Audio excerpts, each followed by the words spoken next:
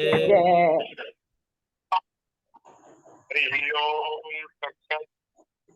श्रीमते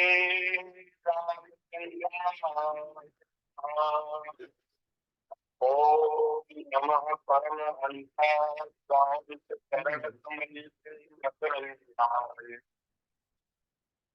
जनमानस निवासाय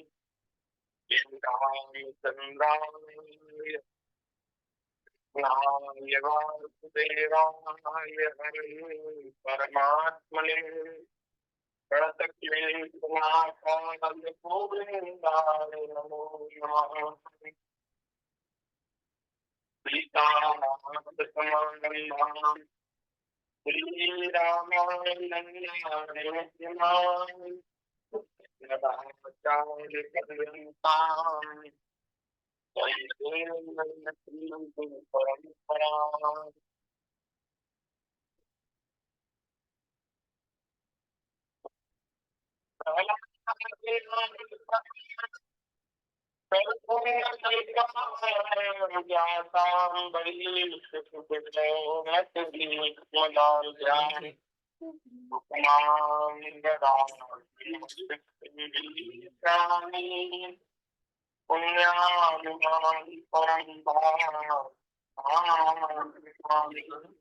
राधा कृष्ण।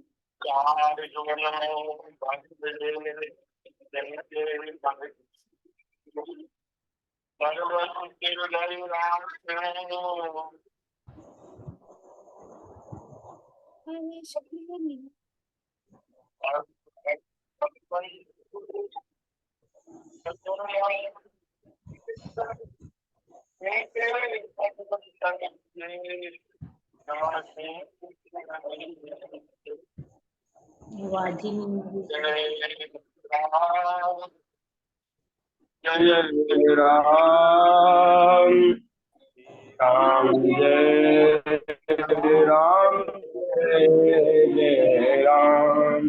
आइए श्री राम जय राम जय जय राम। श्री राम जय राम जय जय राम। सीताराम जय सीताराम सीताराम जय सीताराम सीताराम जय सीताराम। सीताराम जय सीताराम।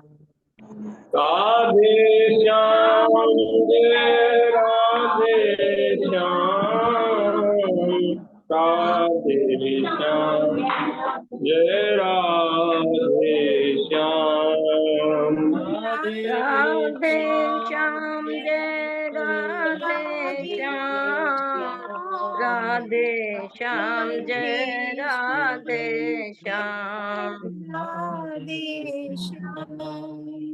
जय जय श्याम जय जय श्याम जय जय श्री वृंदावन धाम। जय जय श्याम जय जय श्याम। जय जय श्री वृंदावन धाम। श्री राम जय राम जय जय राम। जय श्री राम जय जय जय राम। श्री राम जय जय राम। श्री राम जय जय जय राम। बोलिए श्री वृंदावन बिहारी लाल की जय। श्रीमद्भागवत महापुराण जय की देव जी महाराज की जय। जय भगवान श्री वेदव्यास जी महाराज की महाराज की जय। श्री सद्गुरुदेव भगवान की, भगवान की जय। सब संतन की जय, सब संतन की जय। जगतजननी पूज्या गौ माता की माता जय। की जय। जय जय श्री राधे, श्याम। जय जय श्री सीताराम, हर हर महादेव। हर महादेव। नारायण नारायण नारायण। हरे शरणम भक्तवांछा कल्पतरु, भक्तवत्सल शरणागत वत्सल,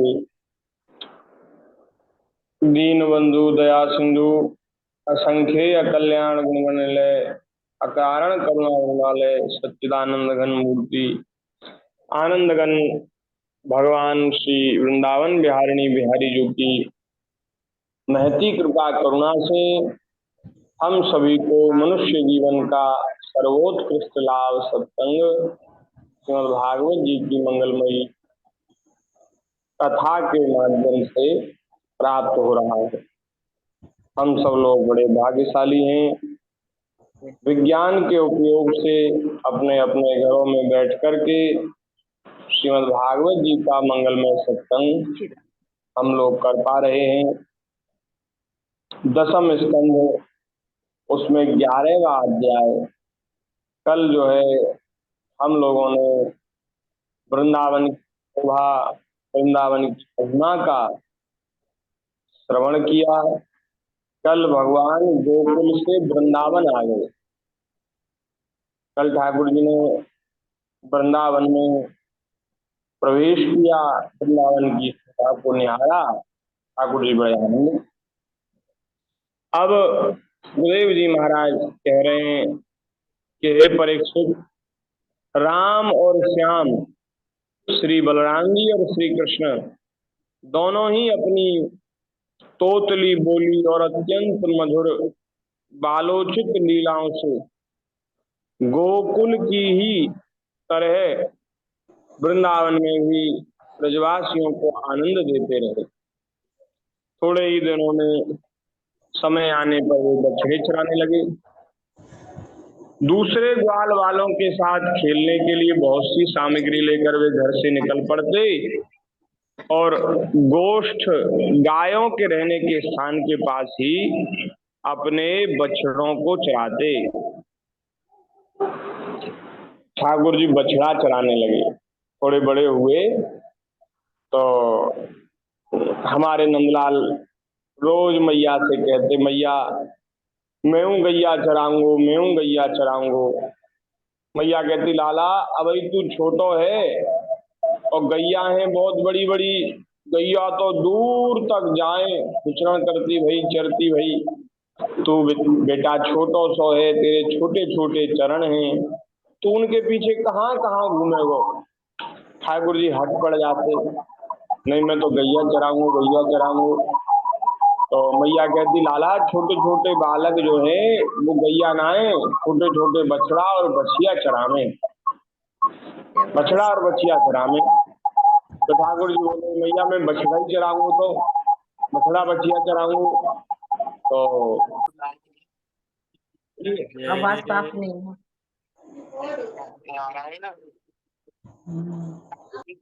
मैया मैं बछड़ा चराऊंगा। मैया बोली, लाला जब कोई गोप बालक गो चारण करने जावे अथवा बछड़ा चराने जावे तो बढ़िया मुहूर्त देखो है। अब अच्छे मुहूर्त में बालक को कोयल क्यों जाए, जाके वो अपने जीवन आवाज कम है जी। बालक बने और जाके देख रेख में गौ वंश की वृद्धि हो, गौ वंश को संरक्षण हो, गौ संरक्षण हो। तो यानी ये लाला का अच्छे मुहूर्त में पूजन करके तो बछड़ा कराने भेजेंगे। ठाकुर जी रोज रोज जैसे मिलिया गए मुहूर्त कब आवे वो, वह शुभ दिन कब आवे वो, जब मैं बछड़ा कराने जाऊंगी अपने सिखाने निकल। तो भैया बोली, लाला की रोज रोज जिद करे हट करे क्या अपने गाँव से पीछे लगे। यदि तो कोई ना है घर जा रहा तो अपने बाबा से क्लियर आवाज नहीं आ रही जी। गए नंद बाबा के पास, बाबा कुमारियन के बीच में, गोपन के बीच में बैठे गए।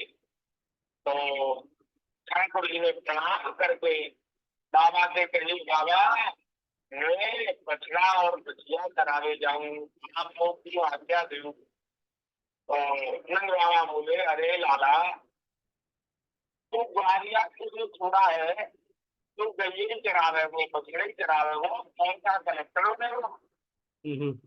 और भाई अगर तुम छोटो है, मैं बड़ो है जा, क्योंकि रोवे लगे। नहीं बाबा मैं तो आज ही गैया चरावे जाऊंगा। देख कन्या देख, अच्छे मुहूर्त में भक्तों को मोक्षारण की आज्ञा देंगे। देख अब कोई अच्छे मुहूर्त आंदे, हम अपने गुरु जी से, रोहित जी से पूछेंगे और कोई शुभ मुहूर्त देख के तो गोचारण की आज्ञा देंगे। तो बाबा आगे पूछो, आगे पूछा पंडित जी से मुहूर्त। तो महाराज नंद बाबा गए रोहित जी के यहाँ, गर्गाचार्य जी के यहाँ, और गर्गाचार्य जी से कही कि गुरु जी मैं मुहूर्त देख के बता दो, आज हमारा लाला बहुत फट कर रहे हैं, जाके कहीं चारण की बछड़ा चारण की सूट की बता दो। तो महाराज गर्गाचार्य जी ने कही, अरे बाबा तुम्हारा लाला तो मुहूर्त देख के रोए, आज बहुत सुंदर मुहूर्त है, आज कार्तिक शुक्ल अष्टमी तिथि है, या तो गोपाष्टमी है, ये भैया कराने की तो तिथि है, इसलिए भैया तिथि है। तो तुम्हारा रास्ते मुहूर्त देखते हुए है तो बहुत सुंदर है, आज ही आपको तिलक कर दो, या तो ग्वालिया के रूप में तिलक कर दो, और या तो गौचारण की आज्ञा दो। तो महाराज यही किया गए, ठाकुर जी को सुंदर श्रृंगार, जैसो ग्वालिया को श्रृंगार हो ऐसो श्रृंगार किया गए। रोज कुमकुम का तिलक लगाए हुए हो, तुम मुकुट मूल पंख धारण कराए हुए हो, और हाथ में लकुट दे दियो रक्षा के लिए, और उनके साथ बछड़ा और बछिया की ही पूजा करी, उनकी स्तुति करी, और ठाकुर जी का नाम रख दिया ग्वालिया गोपाल, ग्वालिया गोपाल भगवान की। और ठाकुर जी गैया चरावे चले हैं, क्या कहना,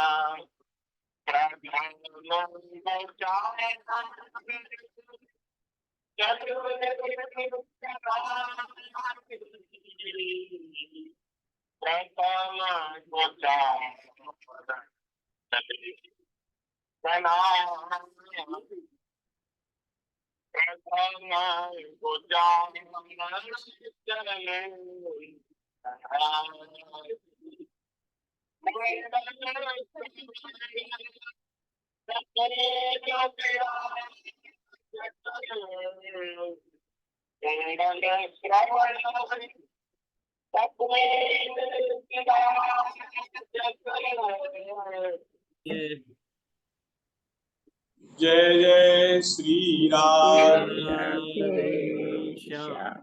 नारायण।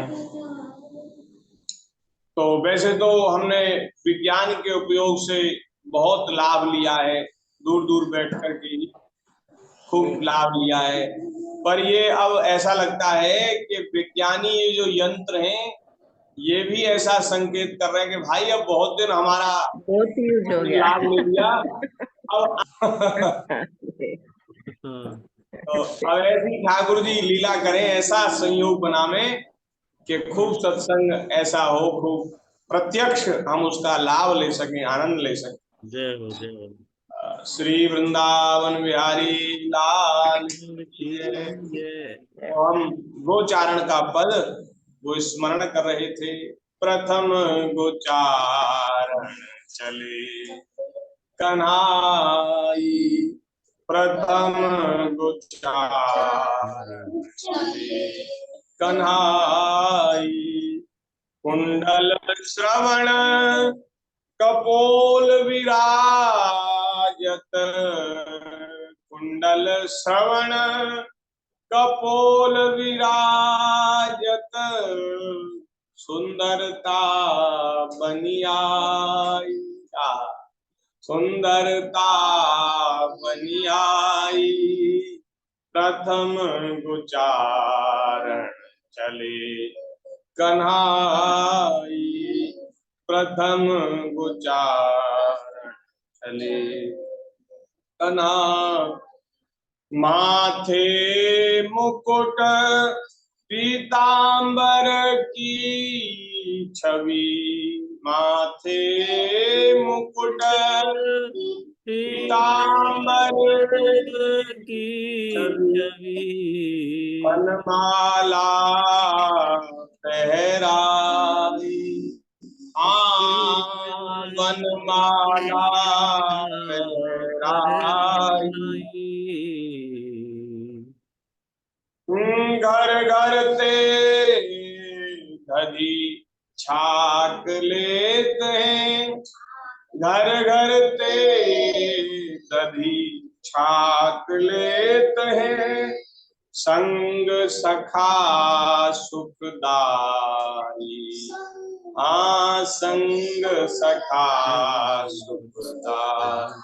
प्रथम गुचारण चले कन्हाई, प्रथम गुचारण चले कन्हाई। आगे हाथी आगे धेनु, हाथी सब कीनी, आगे धेनु हाथी सब कीनी, पाछे मुरली बजाई, पाछे मुरली बजाई। परमानंद प्रभु मनमोहन, परमानंद प्रभु मनमोहन, ब्रज बासिन सुरत कराई, ब्रजबासिन सुरत कराई। प्रथम गुचारण चले कन्हाई, प्रथम गुचारण चले। बोलिए श्री ग्वारिया गोपाल की। महाराज ठाकुर जी के अवतार लेने का प्रयोजन आज सिद्ध हो गया। भगवान गौ सेवा के लिए, गौ रक्षा के लिए अवतार लेते हैं, तो आज ठाकुर जी गौचारण करने के लिए चले हैं। और क्या कहना भगवान की शोभा, वन में सब ओर गाय ही गाय हैं और बीच में हमारे गोपाल जी खड़े हैं, सुंदर अधर पर मुरली लगाई है, मुरली बजा रहे हैं और सब गाय बछड़े वे भगवान श्री कृष्ण के मुरली वादन को सुनकर स्तंभित से रह जाते हैं। वो चरना छोड़ देते हैं, ऐसे खड़े हो जाते जैसे मूर्ति खड़ी है, मूर्ति की तरह खड़े होकर के वे वाणी का रसा, वेणु का, मुरली का रसास्वादन करते हैं। कैसी सुंदर शोभा होती है। आगे गाय पाछे गाय, इत गाय उत गाय, गोविंद को गैयन में बसी बोई भावे। जहां गाय है वहां गोपाल है, और भैया जहां गाय नहीं वहां गोविंद नहीं है, वहां गोपाल नहीं है। क्यों? क्योंकि गायन में गोविंद को बसी बोई भावे, गायन के संग धावे, गायन में सचु पावे, गायन की खुर रज अंग लपटावे, गायन की खुर रज अंग लपटावे। जब गैया वन में जाती हैं और जब वन से नगर की ओर लौटती हैं, तो पीछे पीछे ठाकुर जी अपने कंधे पर लकुट लेकर के और महाराज एक कंधे पर एक हाथ अपने सखा के कंधे पर रखकर और ठाकुर जी महाराज सुंदर आते हैं गायों के पीछे पीछे। तो गाय के खुर से उड़कर जो महाराज रज है वो श्री ठाकुर जी के अंग पर लग जाती है, अंग प्रत्यंग पर लग जाती है। ठाकुर जी उसको हटाते नहीं, उसको अपने शरीर पर धारण करते हैं, क्योंकि गाय की खुररज से भगवान को अभिषेक करना बड़ा प्रिय है। ठाकुर जी कहते हैं आज गैया की रज मुझे मिल गई, आज मैं भी पवित्र हो गया, मेरे भी सब दोष नष्ट हो गए। वैसे तो ठाकुर जी में कोई दोष नहीं है, वे तो अनंत कोटि गुण गणों के आले हैं, तमाम ठाकुर जी में गुण हैं और सकल हेय प्रत्यनीक हैं, कोई हेय गुण नहीं, कोई दोष नहीं। तो ऐसे भगवान भी कहते हैं कि मैं गायों के पीछे चलता हूं, अपने भक्तों के पीछे चलता हूं। क्यों? क्योंकि उनकी रज मेरे मस्तक पर लगे, मेरे शरीर पर लगे, मैं पवित्र हो जाऊं। ऐसा ठाकुर जी का भाव है। गायन की खुर रज अंग लपटावे, गायन सो ब्रज छायो, बैकुंठऊ बिसरायो, गायन के हित गिरी कर ले उठावे।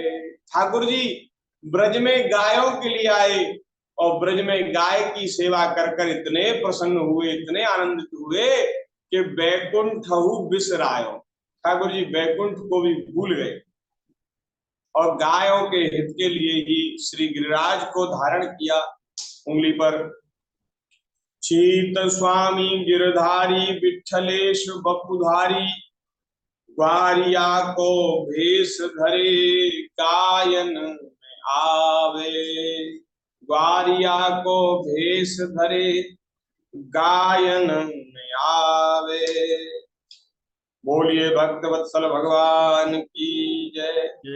तो नारायण इस प्रकार से ठाकुर जी गोचारण करने, वत्सचारण करने चले हैं और ग्वाल वालों के साथ खेलने की सामग्री और भोजन की सामग्री घरों से ले जाते हैं और वहां महाराज गायों के चरने के जो स्थान हैं, गोचर हैं, उनमें जाकर गाय चराते, कहीं कुछ स्वयं पेड़ के नीचे, वृक्ष के नीचे बैठ करके विश्राम करते, भोजन करते, खेल खेलते। कहीं बांसुरी बजा रहे हैं तो कहीं गुलेल या गुलेल से डेले या गोलियां फेंक रहे हैं। किसी समय अपने पैरों के घुंघरू पर तान छेड़ रहे हैं तो कहीं बनावटी गाय और बैल बनकर खेल रहे हैं, गाय और बछड़ा बनकर के खेल रहे हैं। ऐसे खेल खेलते हैं। एक और देखिए तो सांड बनकर हकड़ते हुए आपस में लड़ रहे हैं, तो दूसरी ओर मोर, कोयल, बंदर और पशु पक्षियों की बोलियां निकाल रहे हैं। ऐसे ठाकुर जी वन में लीलाएं करते हैं। परीक्षित, इस प्रकार सर्वशक्तिमान भगवान साधारण बालकों के समान, जैसे सामान्य बालक खेल खेलते हैं, ऐसे ही ठाकुर जी लीला के लिए खेल रहे हैं। एक दिन की बात है, श्याम और बलराम अपने प्रेमी सखा ग्वाल वालों के साथ यमुना तट पर बछड़े चरा रहे थे। उसी समय उन्हें मारने की नियत से एक दैत्य आया।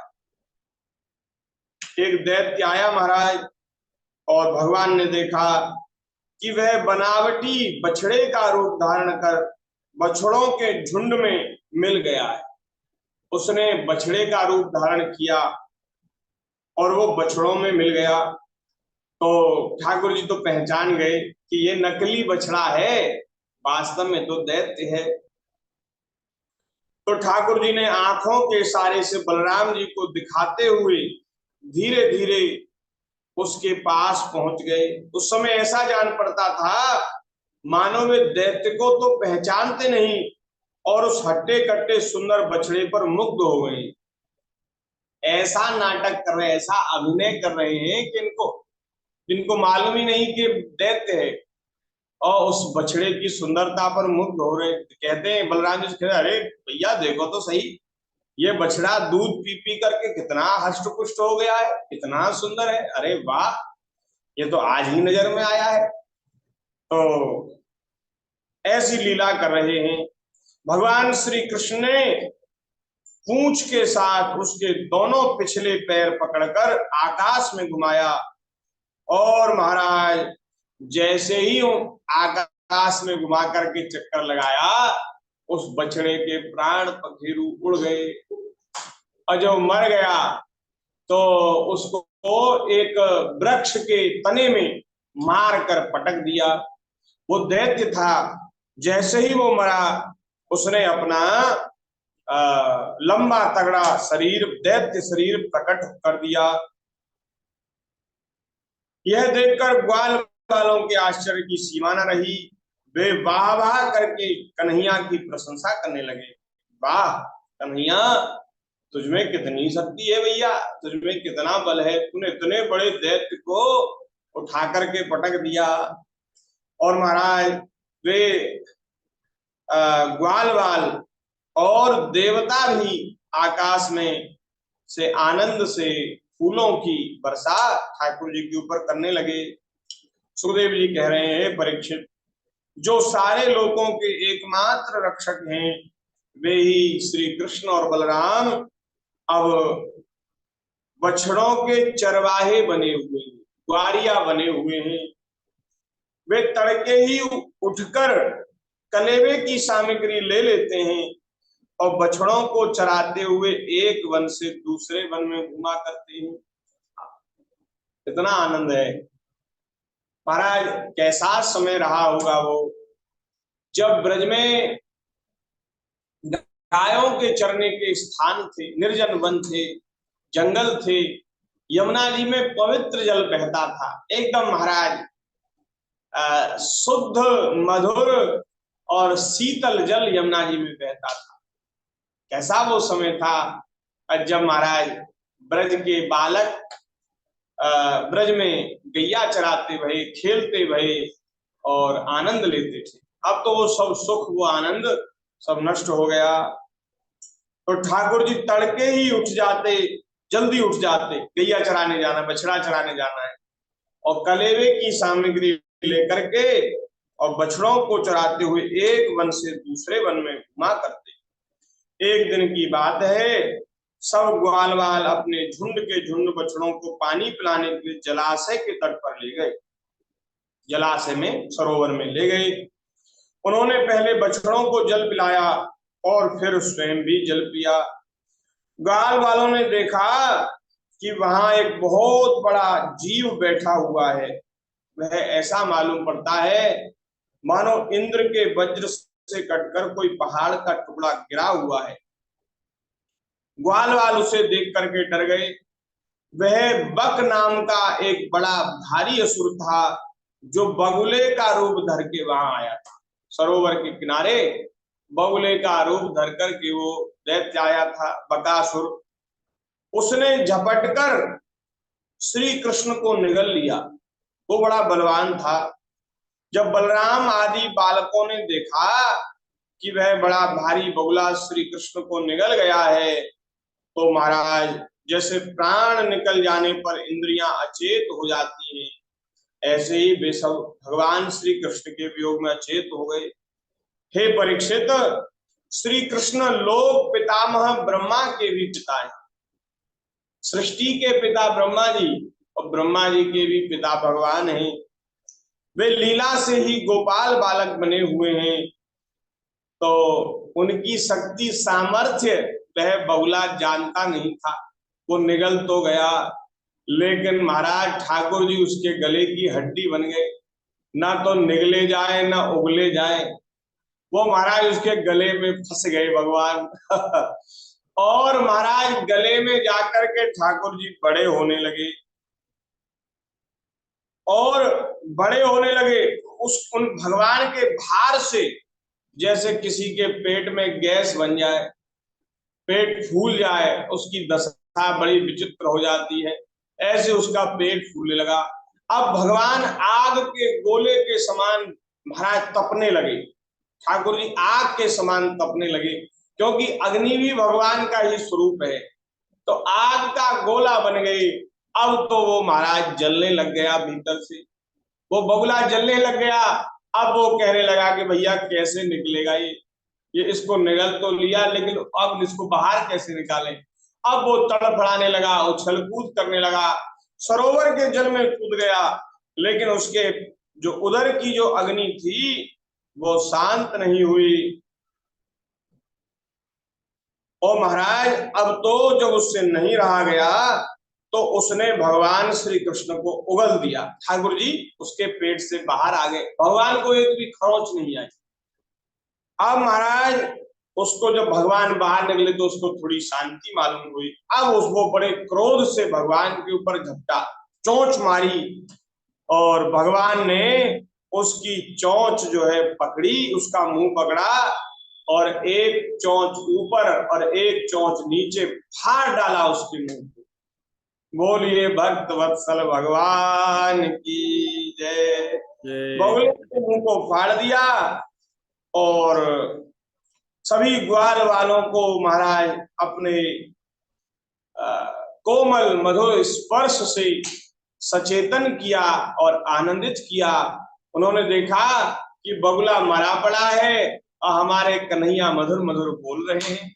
उनके प्राणों में प्राण आ गए, बड़े प्रसन्न, बड़े आनंदित हुए, कन्हैया को हृदय से लगा लिया और वे सब के सब ब्रज में आए और उन्होंने वहां अपने घर के लोगों से वह सब सारी कथा कह सुनाई। हे परीक्षित, बकासुर के वध की घटना सुनकर सबके सब गोप गोपी आश्चर्यचकित हो गए। उन्हें ऐसा जान पड़ा जैसे कन्हैया साक्षात मृत्यु के मुख से वापस लौटे हो। वे बड़ी उत्सुकता, प्रेम और आदर से श्री कृष्ण को निहारने लगे। उनके नेत्रों की प्यास बढ़ती ही जाती थी, किसी प्रकार उन्हें तृप्ति न होती थी। वे आपस में कहने लगे, हाय हाय, यह कितने आश्चर्य की बात है। इस बालक को कई बार मृत्यु के मुंह में जाना पड़ा, परंतु जिन्होंने इसका अनिष्ट करना चाहा उन्हीं दुष्टों का अनिष्ट हुआ, वे दुष्ट ही मारे गए। यह सब होने पर भी वे भयंकर असुर इसका कुछ भी नहीं बिगाड़ पाते हैं। आते हैं इसे मार डालने की नियत से और स्वयं मर जाते हैं। सच है, अहो ब्रह्म विदाम वाचो ना सत्या संत करहिचित। जो ब्रह्मविद महात्मा हैं, ब्रह्म तत्व को जानने वाले जो संत हैं, उनकी वाणी कभी मिथ्या नहीं होती। अरे गर्गाचार्य जी ने तो पहले ही कह दिया था कि यह सब ब्रजवासियों की रक्षा करेगा, बड़े से बड़े संकटों से ब्रज को बचाएगा।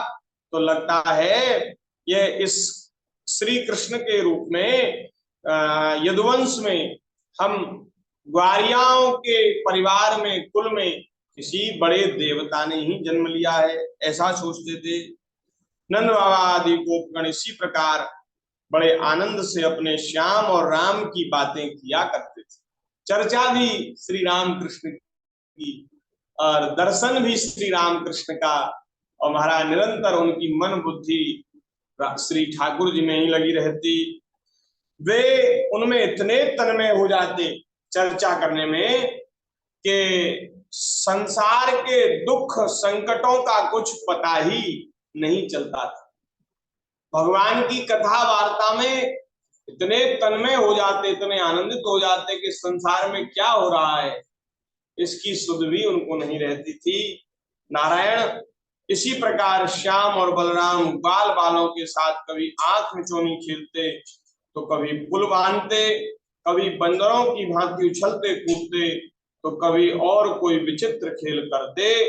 इस प्रकार बालोचित खेलों से उन दोनों ने ब्रज में अपनी बाल्य अवस्था व्यतीत की। बोलिए भक्तवत्सल भगवान की जय। ठाकुर जी ने इस प्रकार अपनी बाल्यावस्था खेल कूद में व्यतीत की। यहाँ 11वां अध्याय संपन्न हो गया और आज के सत्संग को हम यहीं विराम कर रहे हैं। आगे की चर्चा भगवत कृपा से यथामति यथा समय करेंगे। थोड़ी देर भगवान के नाम का कीर्तन कर लें।